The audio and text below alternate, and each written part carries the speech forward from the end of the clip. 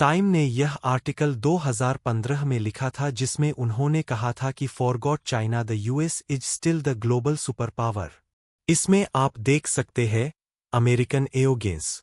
यह खुलेआम कह रहे थे 2015 में कि चीन को भूल जाओ, अमेरिका एकमात्र दुनिया की ग्लोबल सुपर पावर है। हमें कोई आने वाले दशकों तक टक्कर नहीं देगा। लेकिन समय का पहिया जब घूमता है, बड़े बड़े चक्कर खा जाते हैं। यह दूसरा आर्टिकल ठीक इसके ऊपर आप देखिए। यह 2025 का आर्टिकल है, इस साल का। 10 साल के बाद फिर से टाइम मैगजीन ने लिखा, और क्या लिखा?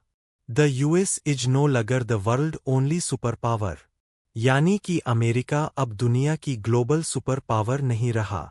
और उसका जो ताज था, जिस पर हर अमेरिकी को घमंड था या गर्व, जो भी आप कह लीजिए, कि हम दुनिया की एक सोल सुपर पावर है, यानी कि दुनिया का एकमात्र ऐसा देश जो सुपर पावर है, जिसके अलावा किसी और देश के पास यह ताज नहीं है, वो उससे छीन चुका है। और इतना ही नहीं, आज है 4 जुलाई, यानी कि अमेरिका का हैप्पी बर्थडे है आज।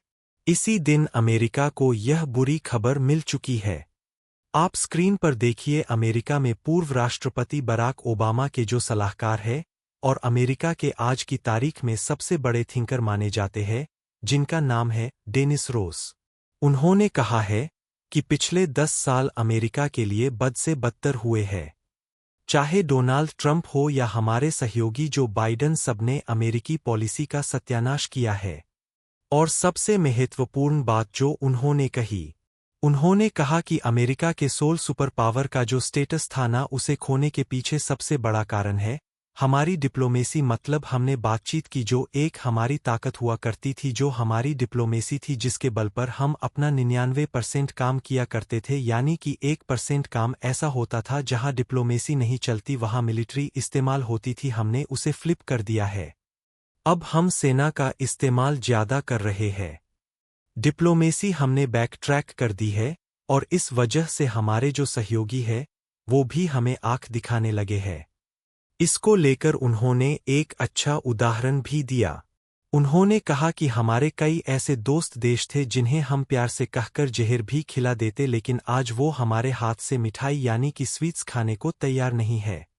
इससे आप अंदाजा लगाइए कि अमेरिकी शासन डिप्लोमेटिक तौर पर कितना बड़ा फेलियर साबित हुआ है। इसके अलावा एक जो चीज पॉइंट आउट करी है, इसे तो आप भी मानोगे।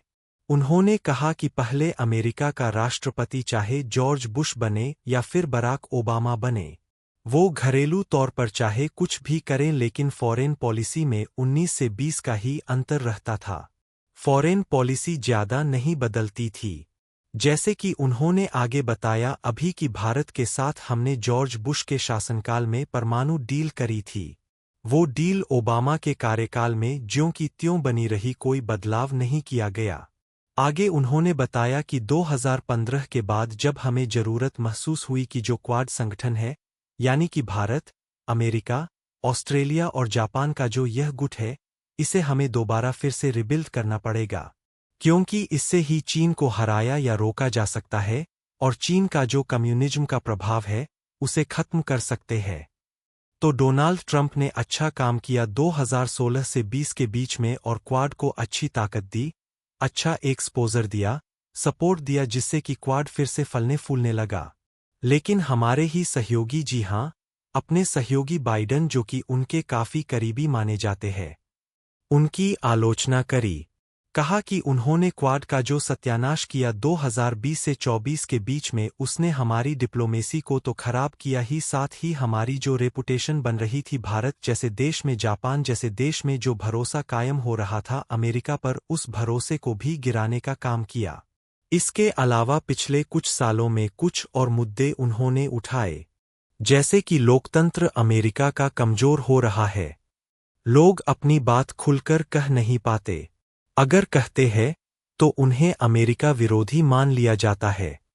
इसके अलावा देश में राजनीतिक विचारधारा को लेकर जो बंटवारा है, उसको लेकर भी उन्होंने मुद्दा उठाया, और आपस में नेताओं के बीच में जो वैमनस्य क्रिएट हो चुका है, यानी कि पहले अमेरिकी राजनेता आपस में मनभेद नहीं करते थे, मतभेद उनमें होते थे मुद्दों को लेकर, लेकिन बैक चैनल में उनके अच्छे संबंध हुआ करते थे।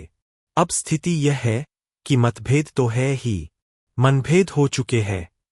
बड़े बड़े नेताओं के बीच में पर्सनल दुश्मनी है और वह दुश्मनी अमेरिकी इंटरेस्ट को डूबा रही है। इन्हीं कारणों की वजह से चीन जैसे देश इनका फायदा उठा रहे हैं और वह तेजी से सुपर पावर बनने की राह पर है। और फिलहाल के लिए स्थिति यह है कि अमेरिका एक सोल सुपर पावर नहीं रहा, क्योंकि बहुत सारे देश अमेरिका को कड़ी टक्कर दे रहे हैं। इसीलिए ऐसे समय में अमेरिका को सोल सुपर पावर नहीं कहा जा सकता।